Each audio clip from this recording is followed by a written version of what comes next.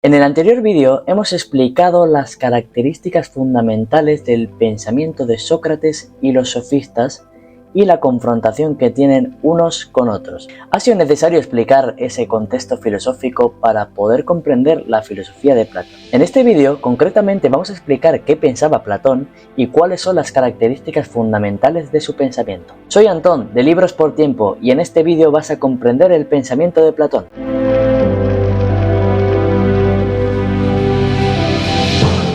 Platón fue discípulo de Sócrates, por eso muchas de las enseñanzas de Sócrates, como su propósito central, influenciaron al pensamiento de Platón.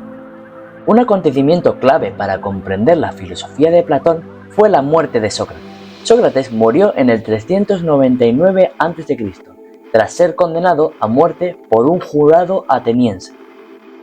Las acusaciones en su contra incluían corromper a la juventud de Atenas y no reconocer a los dioses de la ciudad. En lugar de huir o renunciar a sus principios, Sócrates eligió aceptar su destino y se suicidó. Como ya hemos dicho en el anterior vídeo, Atenas en aquella época era una democracia, y por ello Platón se preguntaba lo siguiente: ¿cómo, hipotéticamente, en el más justo de los gobiernos, se permite la acusación y ejecución de la persona más sabia de Atenas? Es desde aquí de donde el sistema platónico se empieza a formular. Esto es, desde la crítica a todo pensamiento filosófico, ético y político de la Atenas de aquel entonces. Para poder entender en profundidad el pensamiento de Platón, debemos dividir en 4 su propuesta. Primero, el dualismo ontológico. Segundo, el dualismo epistemológico. Tercero, el dualismo antropológico. Y cuarto, la política. Sé que de primeras no entiendes ni una palabra de lo que te he dicho, pero vayamos desglosando una a una cada idea del pensamiento de Platón. Cuando nos referimos a la primera idea, el dualismo ontológico, tenemos que tener en cuenta qué quiere decir ontología. Y sí, he dicho ontología y no odontología. Ontología es aquella disciplina o rama de la filosofía que estudia el sentido del ser, es decir, de qué está constituida la realidad y cómo se relacionan las cosas múltiples y diferentes de la realidad con las ideas universales de esas cosas. Porque no podemos negar que en la realidad hay diferentes cosas y de diferentes tipos. Por ejemplo, no es lo mismo esta mesa que esta mesa. Pero tampoco podemos negar que, aunque comprendamos que esta mesa y esta mesa sean diferentes, el ser humano tenga la capacidad de unir a esas dos mesas en nuestra cabeza de manera única con una idea de mesa. ¿Cómo entender esa relación entre lo múltiple del mundo, es decir, la diferencia entre las dos mesas, y lo unitario, la idea de mesa, estarían dentro del estudio de la ontología? Y Platón da una respuesta a este problema. Cuando hablamos de dualismo ontológico, Platón nos dice que la realidad es doble. Lejos de entender como entendían los sofistas de que la verdad reside en cada individuo, para Platón existían solo dos realidades, el de las ideas y el de la materia. La explicación es simple. Por un lado, nuestros sentidos nos percatan de que existe una realidad material, la que vemos, la que sentimos, la que tocamos. Esta realidad material es múltiple y cambiante. Sin embargo, el ser humano tiene la capacidad de comprender y aprehender la realidad material en base a ideas. Las ideas para Platón son entidades abstractas y perfectas que representan la esencia de todas las cosas. Por ejemplo, la idea de justicia o de belleza es la pura esencia de esos conceptos, mientras que las cosas del mundo físico son solo imitaciones imperfectas de estas ideas. Las cosas del mundo material y sensible se rompen, se desgastan o mueren, mientras que las ideas siguen estáticas y no cambian, son perfectas. Vuelvo a repetir, mientras que para Platón la idea es única, perfecta y estática, la materia es finita e imperfecta. Aunque dentro del mundo de las ideas existe una jerarquía clara, porque la idea de las cosas, como por ejemplo la mesa, no puede ser igualable a la idea del bien, por ejemplo. Para Platón, la idea del bien es la mayor de las ideas, el punto más alto de todas las formas. Por debajo de la idea del bien estarían las ideas matemáticas y ciertos principios básicos como la justicia. Y por último, las ideas de todas las cosas. Se pueden creer que estas ideas residen en nuestra cabeza. Por el contrario, para Platón, son otra realidad diferente a la realidad material del hombre. Es decir, las ideas constituyen otro mundo aparte del mundo de la materia. Y no solo son una realidad aparte, sino que para el filósofo ateniense el mundo de las ideas tiene una mayor importancia ontológica que las cosas materiales. Para Platón, las cosas son copias de aquellas ideas perfectas. Es decir, el mundo material explícitamente está creado a partir de las ideas perfectas. ¿Y cómo se pasa de la idea perfecta a las cosas materiales e imperfectas? Platón concluyó que entre los dos mundos debía existir un dios hacedor, un artesano, causante de este paso del mundo de las ideas al de la materia. A este dios Platón lo llamó Demiurgo. Dicho esto, vamos a proseguir con la segunda característica de la filosofía de Platón, el dualismo epistemológico. Pero antes debemos definir qué es la epistemología. La epistemología es lo que llamamos en filosofía teoría del conocimiento, es decir, cómo el ser humano logra conocer la verdad. Algunas de las preguntas que pretende responder la epistemología son, por ejemplo, ¿cómo conocemos? ¿Cuáles son las fuentes de conocimiento? ¿Cómo diferenciamos lo verdadero de lo falso?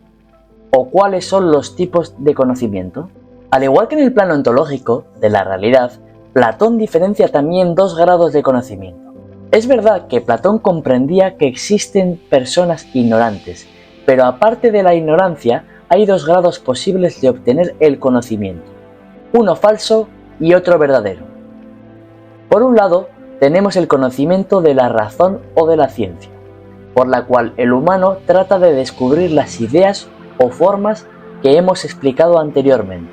Por otro lado, está el grado de conocimiento que Platón comprende como la opinión.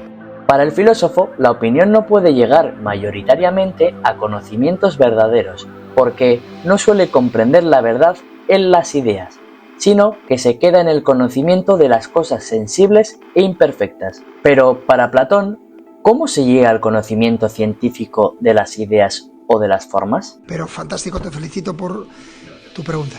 Aquí es donde introduzco uno de los conceptos más importantes de la epistemología platónica, la dialéctica. Platón creía que la dialéctica o el diálogo es fundamental para el aprendizaje y la comprensión de la verdad. A través de la conversación o el diálogo se pueden cuestionar ideas y aclarar conceptos relacionados con tal verdad. La dialéctica permite a los filósofos ascender desde el mundo de las apariencias o de la realidad material hasta el mundo de las ideas. Esto tiene mucho que ver con el método socrático que hemos explicado en el anterior vídeo, porque la dialéctica platónica o el diálogo en Platón implica también hacer preguntas para provocar la reflexión y, con ello, llevar a los interlocutores a reconocer sus propias contradicciones y limitaciones en el conocimiento.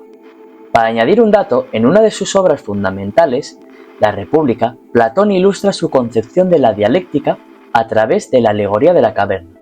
Para Platón, el proceso dialéctico es esa forma de liberarse de la ignorancia y alcanzar el conocimiento pleno de las ideas. Sin embargo, nos preguntamos entonces, ¿cómo se accede al conocimiento de esas ideas teniendo en cuenta que éstas están en un mundo aparte? De ahí pasamos a la tercera idea de Platón, el dualismo antropológico. Antes de nada, antropología en filosofía quiere decir aquel estudio del ser humano y sus características. Muchos pensadores coinciden en que la posición del ser humano en el mundo es totalmente diferente a la de los otros animales. Para Platón, los seres humanos tenemos una parte finita, por la cual se entiende la muerte, y esta es el cuerpo. Sin embargo, el ser humano, aparte del cuerpo, tiene una parte que le distingue de los demás seres que hay en el mundo, y esta es el alma. De ahí podemos entender el tercer dualismo platónico, el dualismo antropológico. Para Platón, el hombre se componía de alma y cuerpo, pero el alma, a diferencia del cuerpo, era inmortal. Platón creía firmemente en la reencarnación de las almas y cada alma portaba consigo todas las ideas propias del mundo de las ideas. Pero no entiendo, ¿cómo que en tu alma o en mi alma portamos todas las ideas del mundo de las ideas? Entonces, tú y yo tendríamos que nacer sabiendo, es decir, tendríamos que saber lo que es el bien, lo que es la matemática o lo que es la idea de mesa. Pues no, Platón no creía eso. Es decir, para Platón, en el alma sí que tenemos todas las ideas, pero no nacemos sabiendo. Cuando aprendemos una nueva idea, lo que estamos haciendo es recordarlo, porque verdaderamente esa idea ya la tenemos en nuestra alma. Eso es lo que se llama reminiscencia o como Platón la llama, anamnesis. Dicho todo esto, repasemos. Hemos dicho que existe el mundo de las ideas y el mundo de la materia. Luego, la ciencia o la razón y la opinión. Después, el alma y el cuerpo. Una vez entendidos estos tres dualismos, podemos comprender en general la idea que tiene Platón de la realidad y el humano. Por el contrario, todo el pensamiento platónico estaba dirigido a la creación de un estado ideal, un modo de política en el cual el hombre se guiase por la idea principal de bien.